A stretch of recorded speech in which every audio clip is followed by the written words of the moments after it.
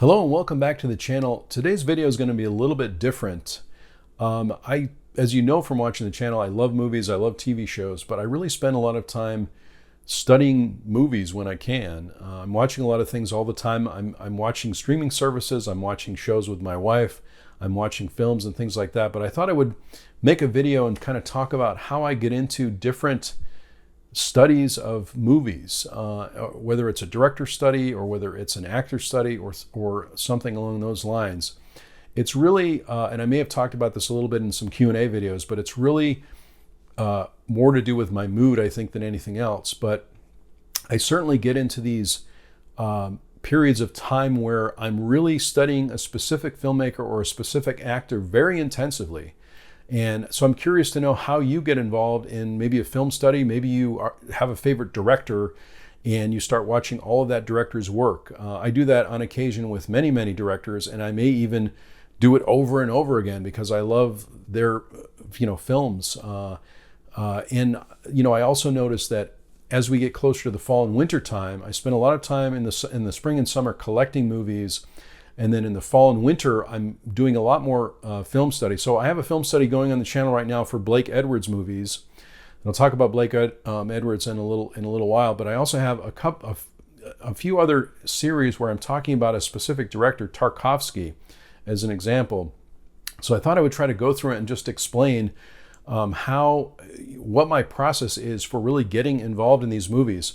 So I'm going to start with Tarkovsky a little bit and explain sort of how I got into that. I will say that I had an interest in Tarkovsky. I had a curiosity about Andrei Tarkovsky, but I didn't really know where to start. I knew that I wanted to get into those films. I knew that those films were very important, and I really wanted to get into those movies as much as possible. So what I did was, online, I looked up the BFI, or the British Film Institute, list of how to watch Tarkovsky movies, because I thought that might be a good starting point or entry point into his work.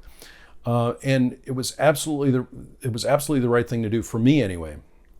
I started with this movie here, per the recommendation from the list, Stalker, which I thoroughly enjoyed.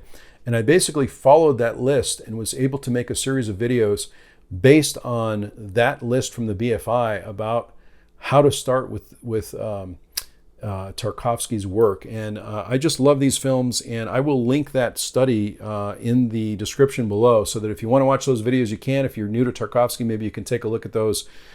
But I really enjoyed going through the study and really getting into Tarkovsky, and it really gave me a huge appreciation for this body of work.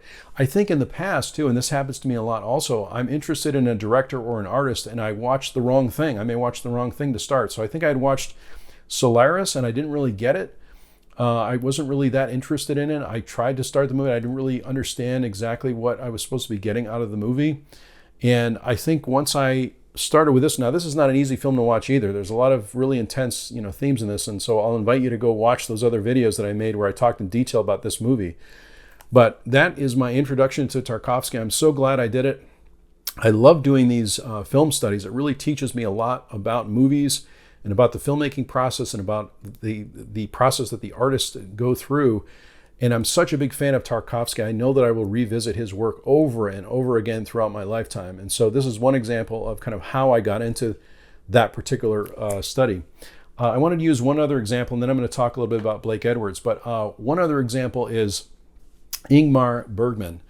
I'm a huge fan of Ingmar Bergman, and I never was really to begin with. And I'm not really sure the reason why. I had tried to see, I knew that I should be, I think. I was feeling... Sometimes I feel bad if I'm not into a director or an artist that I feel like I should have a great appreciation for. And it may just be not the right time, not the right mood, not the right season, whatever the case may be.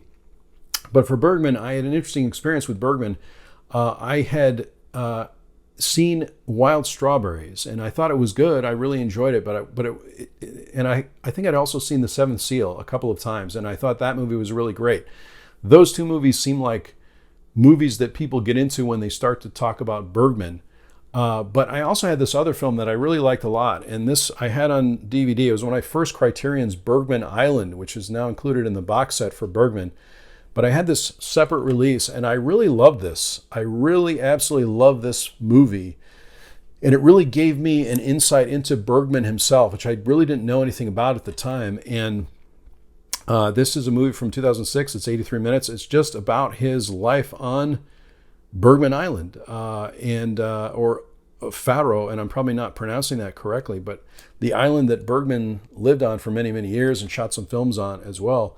But it's a really well done documentary. I really got to know Bergman as a person. I still wasn't into Bergman films, though. Even after I saw this, I would watch this over and over again, but I really wasn't into Bergman. I couldn't really get past Wild Strawberries or The Seventh Seal. There was one time, it was a few years ago, I was watching Turner Classic Movies, which here in the U.S. they show a lot of classic movies. I don't know if that's a service that everyone has, but I was watching Turner Classic Movies, and I stumbled upon a movie called Winter Light, which happens to be part of the Faith trilogy for Ingmar Bergman, which I didn't really know at the time. I watched Winter Light, and I was completely enthralled by it. I absolutely loved it. Now, these are very serious films, of course, too, Winter Light. And so right after that, during the Criterion sale, I went out. I'm going to try to lift this up now. I went out and I bought this huge box set, which is it's going to cover the whole screen here, but this is the Ingmar Bergman box set with a book and everything like that. And I thought, I really want to, after seeing Winter Light, I really want to see all of these films, and I watched them over the course of a couple of months. I'm just going to show the back of this because it's so beautiful. There's so many great things contained in this. If you don't have this, if you haven't picked up this set and you're into Bergman, I highly recommend it. It's so comprehensive, and I'm probably going to make some separate videos to talk about that. I don't know why I'm still holding this up, but here you go. It has all of the films. I hadn't really owned any of the films except for Bergman Island. And so I picked up the box set, and I thought, I'm just going to watch these from the beginning. And it was one of the best film journeys I think I've ever had, just appreciating film and enjoying film over the years. And I watched them from the beginning, which I highly recommend the curated order for the Bergman set if you're going through it. Some people like to skip around, which is completely fine, but I found the curated order was very important for me to go through the films. I really didn't have an appreciation for maybe some of the lighter films. To me, and I could talk quite a bit about Bergman, and I probably will in some separate videos. The films to me are very poetic and very so many amazing images and themes that are talked about in each of the films. But that is what really got me into those films, and I really watched each of the films, went through each of the films voraciously through this 2-month period. I was probably watching 1 to 2 films per day, and I really enjoy it when I get into this thing. It's almost like binge watching a TV show in a way, because I was able to get into these movies in a very detailed way. And I'm going through the same thing now, just kind of transition over into what I'm doing right now with Blake Edwards. What happened with Blake Edwards is I was always a fan of Blake Edwards, for sure. And I noticed that on the Criterion channel, now this is a service, again, that's I think it's available pretty widely, but the Criterion channel here anyway allows me to preview a lot of Criterion titles, but they certainly have a lot of other features there as well. And I noticed that they had a feature on Blake Edwards and Blake Edwards movies, not all of his movies, but a few of them. And one of them was That's Life, which I really enjoyed. Now, That's Life stars Jack Lemmon and Julie Andrews, and it's a very different type of movie. It's later in Blake Edwards' career, and it had always been one of my favorites for whatever reason. I really connected to it in a certain way, and I noticed that I watched that again, and I've seen it many, many times, but I watched that again, and I thought I should really watch all the Blake Edwards movies that I can, which I started to do. And I'm talking about some of those on the channel as well. In fact, I just talked about The Party with Peter Sellers. And so that's how I got into Blake Edwards, or that's how I started to rewatch all the Blake Edwards films. And I have to tell you that it's really become sort of an obsession watching all of these movies. And that's why I wanted to ask you as well, how do you get into, what are some of your film obsessions, and how do you get into watching certain things? I have to say, over the last month and a half or so, I've been watching as many Blake Edwards and now Peter Sellers movies also. Not only was I into the director, but then I really got into Peter Sellers, who I really only knew from, I'm going to show a couple of these. I've really only known from, I would say, the Pink Panther movies, which I talked about on the channel as well. And I really had a great appreciation for the Pink Panther films. Now, many of you may not like the Pink Panther films. I thought these were great. I rewatched them again for the first time in many, many years and really enjoyed them. Really enjoyed watching all these movies. And Peter Sellers, I feel like, is such a genius. But getting back to Blake Edwards too, I'm making a series of videos to talk about Blake Edwards and to talk about the filmmaking process. The other thing too that happens with these film studies is I really get into looking at YouTube interviews with, in this case, Peter Sellers or Blake Edwards, trying to seek out as much as I can, reading about Blake Edwards or Peter Sellers. And so I think studying so many of the Blake Edwards movies really got me into Peter Sellers. Now I'm completely into Peter Sellers movies, and I'm watching as many of those as I can. Going back, Turner Classic Movies just had a Peter Sellers Day last week on the 31st, and I watched as many of those movies as I could. I just watched a movie called Mr. Topaz, which is kind of a lesser-known movie with Peter Sellers, directed by Peter Sellers, last night.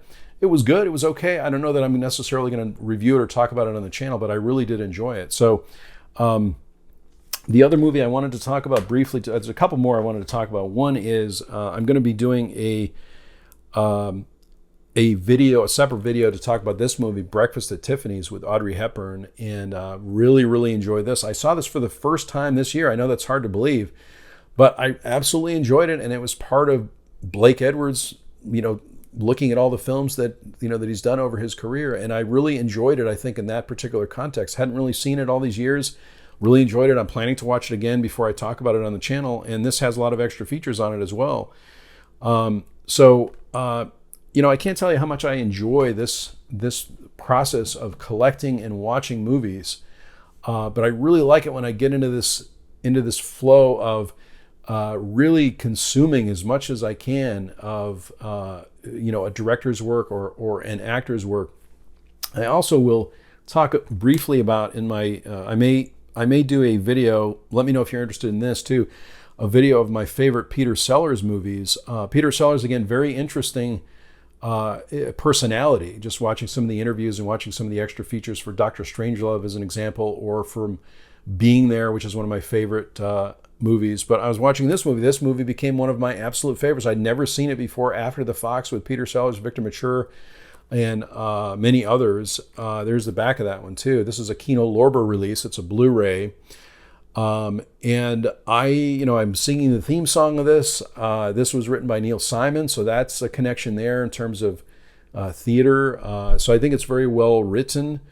I love the music in it. I love Peter Sellers as a character. Peter Sellers, amazing character actor. Again, going back to the radio days and things like that. Really going back, I was really started to go back to his radio days and looking at the troupe that he was in at the beginning of his career. And I've started to collect these things too. So these types of studies also drive my collecting habits, because getting into Peter Sellers, I look for those for physical media, or as many movies as I can have on physical media for Peter Sellers. In the case of Mr. Topaz, as an example, there really isn't any good physical media unless you can recommend a place to get it. I couldn't find any place where I could get the DVD, so I got the digital copy for that. There's a 2K restoration for it, and I picked up a digital copy for it, and I'm happy that I have that. So anyway, this video, I know this video is a little bit of a ramble, but I really wanted to take some time and explain sort of how I get into movies, how I get into the vein of watching certain directors, certain actors, and asking you too how you get into that. If you're interested in seeing these types of videos on the channel, please let me know in the comments below. I would greatly appreciate that.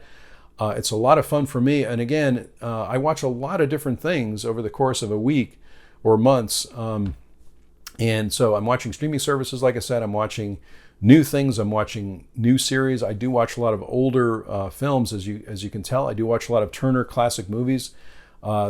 Just as another example, Turner Classic Movies was doing a Fred Astaire, Ginger Rogers feature yesterday, so I spent some time watching Top Hat, one of my favorite movies there. So